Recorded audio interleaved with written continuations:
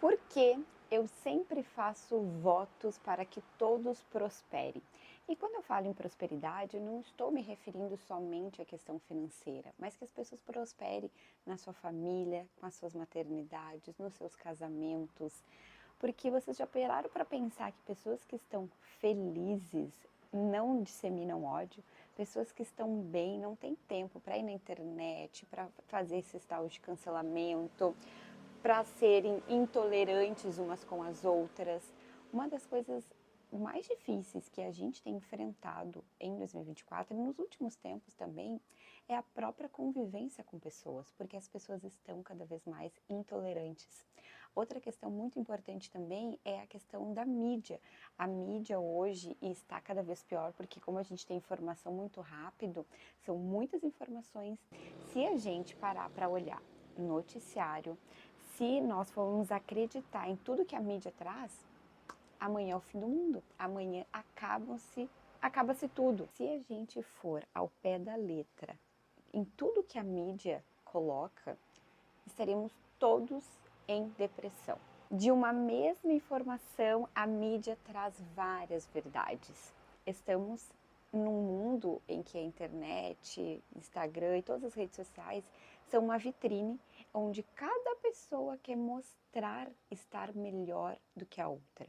Então, se vocês observarem, se a gente desejar, se a gente orar pelo mundo para que as pessoas sejam felizes, vocês já pararam para pensar que não tem uma pessoa feliz, uma pessoa que está ocupada no seu casamento, uma pessoa que está ocupada em criar os seus filhos, que fique incomodando os outros, que fique disseminando ódio, que fique sendo intolerante, porque essas pessoas estão bem. Não existe histórico de pessoa que está bem no seu casamento, que está bem com a sua família, que está feliz disseminando ódio por aí. O apóstolo Paulo tem uma passagem que ele diz assim: quando eu era menino, eu tinha atitudes de menino, mas agora que eu sou grande, eu abandonei as atitudes de menino. E o quanto a gente precisa pensar sobre isso nos nossos dias atuais. Nós temos 30 anos, 50 anos, mas emocionalmente, quantos anos a gente tem? Será que corresponde à nossa idade ou a gente tem 10, 15 anos emocionalmente? Você ainda olha para a vida da outra pessoa e pensa: nossa, como eu queria ter aquela casa, como eu queria ter aquele carro?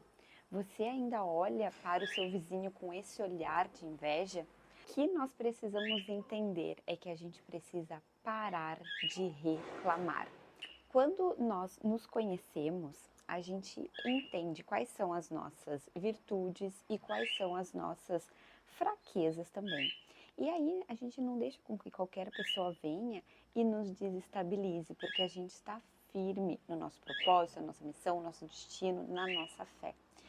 Então, hoje, quando alguém chega e te diz: nossa, como você é feia, ou como você é feio, isso te abala? O convite de hoje é para que você abandone as coisas de menino, para que você abandone as coisas de menina. Precisamos urgentemente amadurecer. Através do amadurecimento, a gente consegue ficar muito mais firme na nossa fé, porque não vai ser qualquer circunstância da vida ou qualquer pessoa que venha nos dizer algo contrário e a gente vai se deixar abalar.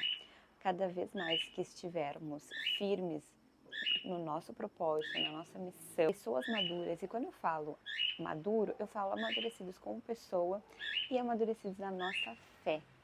A maturidade, ela vai ser uma das principais características, eu dizia, para que a gente possa enfrentar cada vez mais o mundo em que vivemos. Existem muitas pessoas que já falam, né, que não tem esperança no mundo. E talvez, ok, mas eu tenho esperança nas pessoas, muita esperança nas pessoas. Talvez no mundo não, porque realmente está cada vez mais difícil viver nesse mundo. Mas eu tenho esperança nas pessoas, para que hoje, na guerra em que vivemos, a gente possa estar com as armas certas e a gente escolha as guerras que a gente está entrando com maturidade. De nada adianta você entrar numa guerra com as armas erradas. A principal arma que a gente precisa usar hoje é a arma da maturidade. para que a gente não caia nas verdades da mídia, para que a gente não caia na comparação e que principalmente a gente saiba lidar com as pessoas. Vou ler agora o nosso devocional e vamos finalizar o mês de fevereiro. Travessias da vida. Logo em seguida, Jesus insistiu com os discípulos para que entrassem no barco e fossem adiante para o outro lado, enquanto ele se despedia da multidão. Mateus 14, 22. Essa passagem nos mostra que depois de Jesus ter multiplicado os pães e os peixes diante de uma multidão, ele dá a ordem aos discípulos para que entrassem no barco e atravessassem para outra margem, enquanto ele subia ao monte para orar. Enquanto os discípulos faziam a travessia, levantou-se uma grande tempestade. Não é porque Jesus não estava no barco que ele não estava no controle da situação. Ele aparece logo em seguida e dá uma ordem para que o vento se acalmasse, levando os discípulos a saírem do mar revolto e desfrutando de uma grande bonança. Então, se hoje você está em meio a uma tempestade, se as circunstâncias à sua volta têm trazido medo e pavor, acalme o seu coração. Entenda que não é porque você está no meio de uma tempestade que Jesus não está no controle. Eu quero que você sinta-se encorajado hoje. Mesmo que a tempestade esteja no seu ápice, isso não quer dizer que Jesus saiu de cena. Assim como o Senhor foi direção aos discípulos naquele dia, não os deixando desamparados, Ele não vai desamparar você. Ele agirá no momento certo.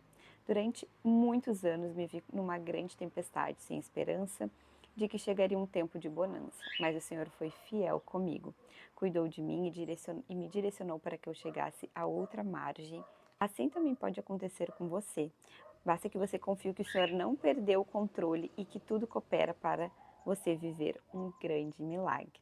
Jesus está em busca de homens e mulheres capazes de dormir em meio à tempestade. Creia, Ele está no controle.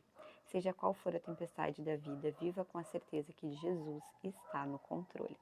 A sugestão de leitura bíblica é o Marcos 5 e a palavra-chave é descansar. Então, que a gente possa amadurecer e que a gente possa descansar no Senhor. Independente das tempestades, que a gente tenha maturidade para passar por todas elas. Que a gente tenha certeza que quem nos guia é muito mais forte que todas as circunstâncias aqui dessa terra. Muito obrigada pela companhia de vocês. Desejo que tenhamos um lindo e abençoado dia hoje. Nos vemos amanhã.